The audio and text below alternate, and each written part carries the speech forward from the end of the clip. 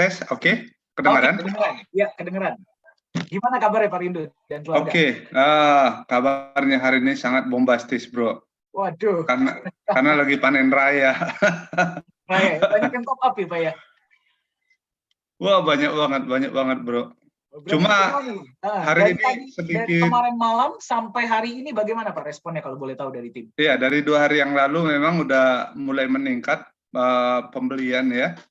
Kemarin sangat rame dan hari ini sedikit agak-agak berat karena rata-rata pembelian hari ini mayoritas itu beli dari exchanger. Jadi mereka beli ada yang bayar pakai USDT, Ethereum, Bitcoin. Jadi ngajarin orang yang transfer pakai ini blockchain ternyata nggak mudah ya. Iya. Seperti itu. Nah, ini masih ada yang beberapa yang belum beres nih, Bro Dani. Jadi agak-agak kurang konsen. Jadi sambil memberikan informasi kepada Anda yang sedang menyaksikan, Pak Rindu ini sedang membantu timnya untuk top up. Berarti apa? Sedang terjadi migrasi aset dari aset-aset yang ada di market kepada Nagaya. Luar biasa. Ya, Oke. ya, betul. Pak Rindu, kan Pak Rindu ini salah satu yang paling awal ya, salah satu yang paling awal mengenal Nagaya, dan kalau yang sudah pernah dengar sharing session dari Pak Rindu pasti sudah tahu Pak Rindu ini megang berapa banyak Nagaya. Boleh tahu nggak apa sih yang membuat Pak Rindu ini kok sangat semangat ya Pak Rindu bersama istri berbagi tentang Nagaya kepada sekelilingnya, Pak? Boleh tolong di-sharing nggak Pak Rindu? Oke. Teman-teman, kenapa saya sangat semangat di Nagaya? Ada beberapa pertimbangan ya, karena sebelum saya kenal Nagaya, sebenarnya 2009 juga saya udah kenal Bitcoin ya Bapak Ibu. Tapi saya kurang beruntung di Bitcoin, karena saya dulu punya banyak ketika saya masih tinggal di Jepang, dan Jepang itu sangat antusias beli Bitcoin karena mungkin ada faktor etnis. Konon katanya penemu Bitcoin itu namanya kan Satoshi Nakamoto. Jadi orang Jepang adalah kayak faktor etnis gitu. Wah, kayaknya nih orang kita nih yang bikin gitu ya. Jadi orang Jepang rame-rame borong gitu. Terakhir saya komunikasi dengan teman saya, ada polisi di Jepang.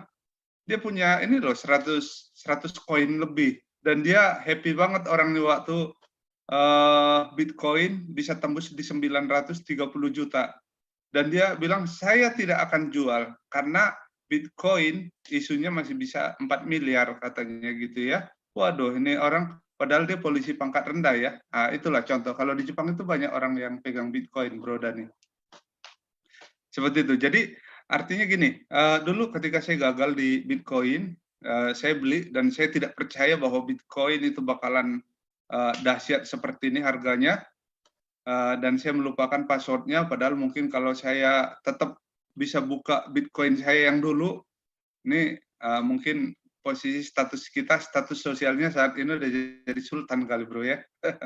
Cuma oke lah, itu Nggak tidak bisa ketemu lagi di Indonesia ya Pak Rindu ya. Ya, itu tidak bisa disesali bro ya. Jadi oke, ketika 2018 saya dipertemukan dengan Nagaya, saya melihat ada beberapa poin, saya mungkin nggak terlalu panjang lebar cerita, beberapa poin yang menarik dari Nagaya ini. Satu, di backup emas. Wow, keren nih saya bilang. Lalu kedua, ownernya, CEO-nya, kreatornya yang menciptakan koin ini berani muncul. Wih, ini keren banget nih, berarti ini serius nih orang, serius nih gitu kan. Karena saya bisa pastikan hampir semua koin yang ada di luar sana, rata-rata CEO-nya nggak jelas itu, nggak jelas dalam artian anonim semua gitu ya. Tapi di sini CEO-nya itu dia pemilik dari ini Nagaya, tapi dia juga yang apa itu kreatornya, yang menciptakan koinnya itu, artinya dia punya kemampuan. Karena saya menemui banyak koin ya di luar sana, antara kreatornya yang menciptakan koinnya, IT-nya dengan ownernya itu beda orang. Jadi ketika koinnya itu mulai diminati masyarakat, terjadi perselisihan antara tim IT dengan manajemen, akhirnya apa, berantakan gitu loh. Nah kalau di Nagaya, wah ini super solid, keren banget. Ini top marko top dah kalau istilah di ini di dunia marketing gitu loh bro. Jadi artinya saya waktu itu, walaupun memang jujur teman-teman, ketika saya join Nagaya, yang saya dapatkan waktu itu hanya konsep yang ada di kepala Pak CEO. Jadi belum ada website, belum ada apa itu profit sharing, belum ada, aduh pokoknya belum ada. Mungkin bagi sebagian orang apa itu, lu gila ya beli begituan yang nggak jelas gitu ya. Tapi mungkin pengalaman saya membuat saya bisa nangkep gitu ya peluang itu. Dan ini seperti saya mendapatkan apa itu, anak ikan teri yang bakalan saya pelihara, nanti suatu hari ini akan jadi ikan paus gitu kan, seperti itu. Gitu Bro Dani. Jadi akhirnya pada saat itu saya nggak pikir panjang, saya beli Nagaya. Ya memang kalau masalah risiko tetap ya Bapak Ibu ya setujulah, selalu ada risiko gitu ya. Tapi bukan itu yang kita harapkan. Ini sudah jadi Keputusan gitu loh Bro. Hak patennya Pak Rindu ya, beli ikan teri, jual ikan paus. Sudah nggak bisa lagi digunakan. Oh ya dong, iya harus begitu. Karena yang diceritakan Bro Alfian sama Bendilo sebenarnya kalau disingkat dengan satu kalimat sebenarnya itu aja kan. Iya, betul. Beli ketika murah, jual ketika mahal kan gitu. Betul. Beli ikan teri, jual ikan paus. Pokoknya itu udah dipatenkan itu Bro, nggak boleh di copy paste. Udah nggak ada yang boleh pakai lagi ya di sini ya. Iya. Mau pakai ikan lain terserah deh. Kalau bicara Nagaya dengan Rindu, tagline-nya pasti beli ikan teri, jual ikan paus, itu aja Bro. Jadi sekarang ini kita beli Nagaya itu seperti beli ikan teri ya Pak Rindu ya. Dan iya, kita tahu ke depannya. Nah kalau ini saya khawatirnya nanti kalau sudah jadi ikan paus malah nggak mau dijual nih Pak Rindu. Ya. Jadi beli ikan teri, megang ikan paus jadinya ya. Pelihara ikan paus. Oke. Kenal Bro. Oke. Nah, Pak Rindu, kalau boleh tolong di-sharing, ke depannya harapan Pak Rindu bersama keluarga ini bagaimana? Iya. Kalau boleh tahu, Pak. Sepertinya Pak Rindu ini sinyalnya. By the way, suara saya jelas nggak, Bro Dani? Agak sedikit putus-putus. Oke, sekarang sudah jelas. Sekarang bisa dengar saya, Pak Rindu? Sorry ya, sebentar ya. Iya. Nah. Oke. Wifi saya mungkin terganggu. Saya buka pintu deh, pintu kamar. Oke. Sekarang kayaknya sudah oke. Sekarang sudah oke. Pak Rindu, apa harapan, impian ke depannya Pak Rindu bersama keluarga di Nagaya, kalau boleh di-sharing Pak Rindu? Oke. Jadi gini Bro Dani, sejak saya beli Nagaya, jujur memang saya terus terang tinggalkan Nagaya sekian lama karena tergoda main money game. Oke. Dan di money game saya mengalami apa itu hal-hal yang sangat pahit lah. Harta yang saya kumpulkan semua habis ya. Karena apa? Terutama itu trading forex ya teman-teman. Trading forex itu saya sih mungkin saya tidak akan pernah sentuh lagi karena memang sangat pahit lah di sana. Kenapa? Kelihatannya menarik ya karena mereka menjanjikan profitnya bisa sekian per day gitu ya. Tapi ternyata setelah saya mengalami banyak kerugian dan mempelajari sistem yang ada di sana, itu ternyata banyak sekali kejahatan dan boleh dikatakan apa namanya itu di sana itu kita kayak adu ilmu ya. Kalau kita menang, berarti ada pihak yang kalah. Sebaliknya, kalau kita kalah, ada pihak yang menang. Dan ketika kita menang konsisten, itu kita akan dikerjain broker, dan aduh banyak banget resikonya yang timbul gitu ya.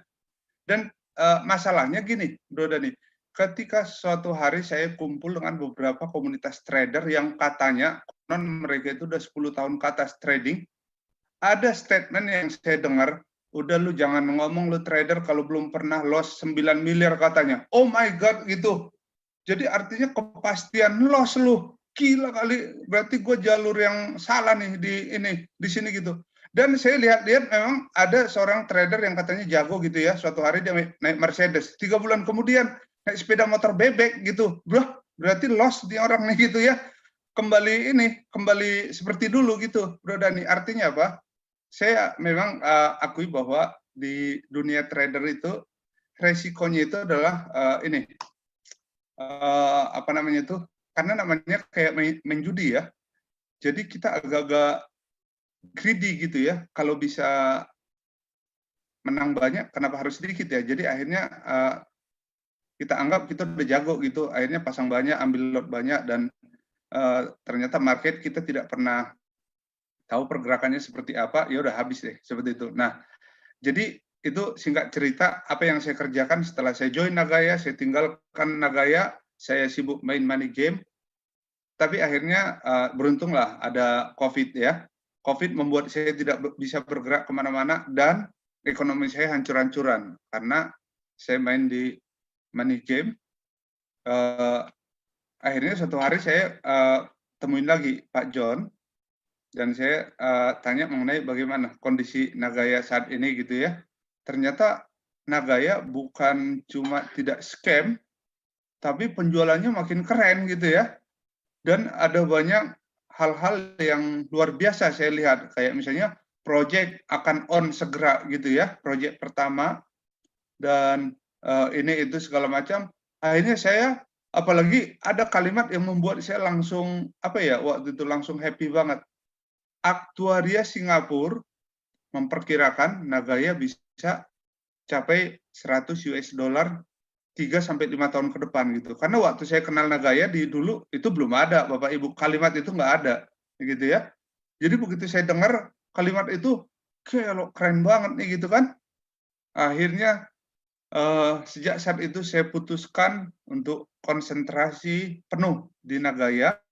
Saya tidak mau lagi tertarik sama yang namanya tawaran-tawaran yang lain. Bahkan teman saya dengan berbagai cara buka akun buat saya. Nah, kalau teman-teman tahu mungkin ada beberapa MLM yang berbasis trading forex sekarang. Saya bahkan dibukain akun, dikasih modal 100 juta, sampai sekarang akunnya ada gitu ya. Saya sama sekali tidak mau ajak orang lagi dan apa itu, karena saya tahu resikonya ini besar sekali gitu ya. Jadi saya fokus di Nagaya saja, karena saya lihat Nagaya ini masa depannya luar biasa, dan memang saya sangat berharap banyak tentang Nagaya ini. Oleh karena itu saya spesial dengan istri, anak, bukan cuma coba tawarkan Nagaya, tapi doakan Nagaya, karena saya tahu ada faktor X, yaitu faktor kuasa Tuhan yang bisa memberkati Nagaya, memberkati manajemen, memberkati semua teman-teman kita supaya terjadi terobosan-terobosan luar biasa di Nagaya ini gitu sih, Bro. Amin. Terima kasih banyak atas doanya nih Pak Rindu ya. Berarti doanya buat saya juga, soalnya saya di manajemen ya. Amin, amin. Oke, Pak Rindu. Ada teman kita di sini mungkin yang sedang baru pertama kali hadir, sedang mungkin belum top up, belum beli, masih berpikir, atau ada yang sudah mau kontak upline-nya, dia pengen beli. Apa pesan Pak Rindu bagi mereka agar mereka beli? Oke, Bapak Ibu, Anda mungkin sudah tahu lah apa yang sering kali kita dengar dari seorang motivator. Ketika Anda disebut kaya itu ketika Anda lagi tidur, tapi Anda bisa dapat penghasilan, gitu ya. Nagaya bisa menjawab itu, Bapak Ibu. Karena apa? Sekali Anda beli Nagaya, selama-lamanya Nagaya akan bekerja untuk Anda.